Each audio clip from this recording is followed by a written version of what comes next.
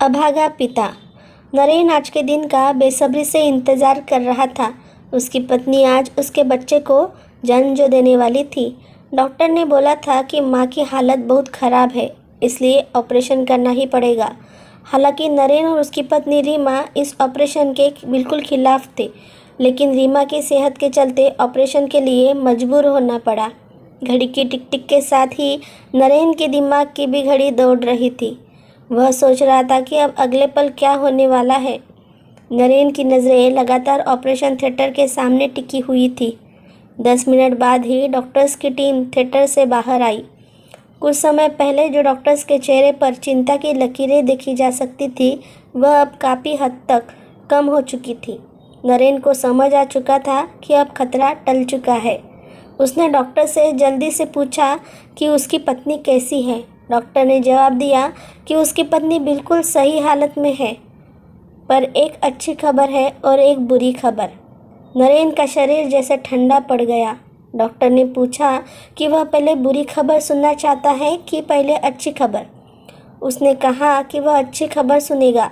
इस बात पर डॉक्टर बोला कि अच्छी खबर यह है कि आपको बेटी हुई है और बुरी खबर यह है कि आपका बेटा अब इस दुनिया में नहीं रहा। नरेन की तो मानो जैसे दुनिया ही खत्म हो गई थी। कुछ देर तक तो मानो वह अपना सिर पकड़कर बैठा रहा। काफ़ी देर बाद उसने हिम्मत जुटाई और अपने मरे हुए बेटे को देखा। उसे देखते ही वह फूट फूट कर रोने लगा। बेटे के दुख में उसे पता ही नहीं चला कि पास में ही उसकी बेटी भी रो रही थी। रात को उसके मन में एक पाप जागा। रात को सब गहरी नींद में सो रहे थे। उसने अपनी बेटी को गोद में उठाया। बेटी को अपनी बाहों में लेकर वह कई देर तक उसे देखता रहा। फिर मन ही मन सोचा कि बेटी की जगह कहीं और ही थी। नरेंद्र अपनी बेटी को लेकर हॉस्पिटल से निकल गया। रात बहुत गहरी थी, इसलिए किसी ने भी उसे नहीं देखा। चलते चलते वह एक अनाथाश्रम के पास रुक गया। फिर तो उसने एक पल की भी देरी नहीं की।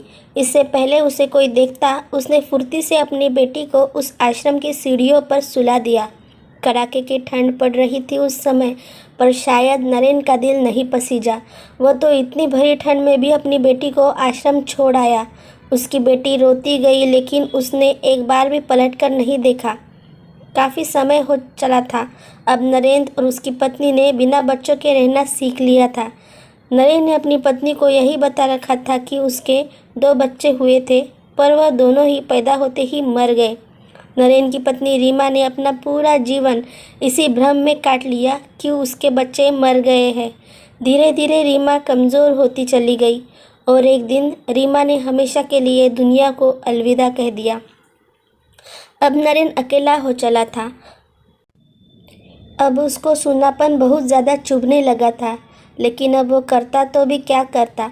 उसे ऐसा जीवन स्वीकार करना पड़ा। अब समय बहुत आगे निकल चुका था।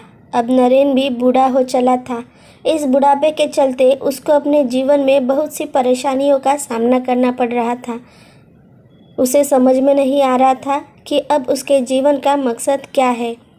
शुगर और बीपी ने उसे परेशान कर रखा था। कहते हैं कि बुढ़ापे में अगर आपके साथ संतान के रूप में कोई सहारा ना हो तो जीवन व्यर्थ हो जाता है। यही आज नरेन के साथ हो रहा था। एक दिन वह घर के कोई ज़रूरी सामान के लिए निकला। जैसे ही वह थोड़ी सी दूर चला कि उसे मानो चक्कर आ गया। जिस सड़क पर वह चल रहा था, उसी सड़क पर एक बड़ी सी ट्रक भी आई। वह ट्रक उसे कुचलने को ही थी कि तभी किसी ने उसका हाथ खींचकर उसे पीछे ले लिया। उसे मालूम नहीं चला कि उसे किसने बचाया। आज 4 दिन के उपचार के बाद जब उसने अपनी आंखें खोली तो पाया कि वह किसी के घर में था। उसने देखा कि एक सुंदर और समझदार लड़की उसके पलंग के पास बैठी हुई थी। उस लड़की का चेहरा नरेन को अपना सा लगा। वह पेशे से डॉक्टर थी। उसने नरेन की तबीयत पूछी। नरेन ने कहा कि वह अब सही महसूस कर रहा है। उस लड़की के चेहरे पर अचानक गुस्से के भाव आ गए। उसने कहा कि आजकल के बच्चे कैसे बुरे हो चले हैं। उन्हें अपने माता पिता की भी नहीं पड़ी है। एक फ़ोन तक नहीं आया है आपके घर से। किसी को अपने माँ बाप होते हुए भी उनकी बिल्कुल कद्र नहीं है। और कोई हमारे जैसा भी है जिनको अपने माता पिता तो चाहिए, पर यह तक नहीं पता कि माता पिता कौन है। नरेंद्र ने पूछा, अगर तुम्हारे माता पिता नहीं है तो तुम्हें पाल पोस कर किसने बड़ा किया? सीमा बोली, एक भले मजदूर ने। वह कहते हैं कि तुझे तो तेरे घर वालों ने भरी सर्दी वाली रात में एक अनाथ आश्रम के सामने छोड़ दिया था। यह तो भला था कि मैं बच गई।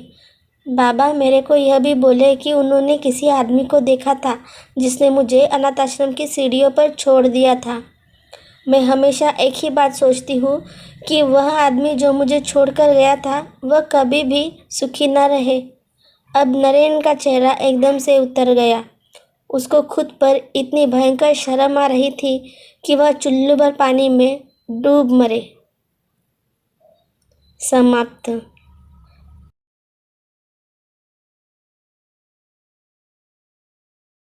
आज की हमारी ये कहानी अगर आपको पसंद आई हो तो प्लीज़ लाइक कीजिए, ये कहानी को शेयर कीजिए और हमारे चैनल को सब्सक्राइब कीजिए।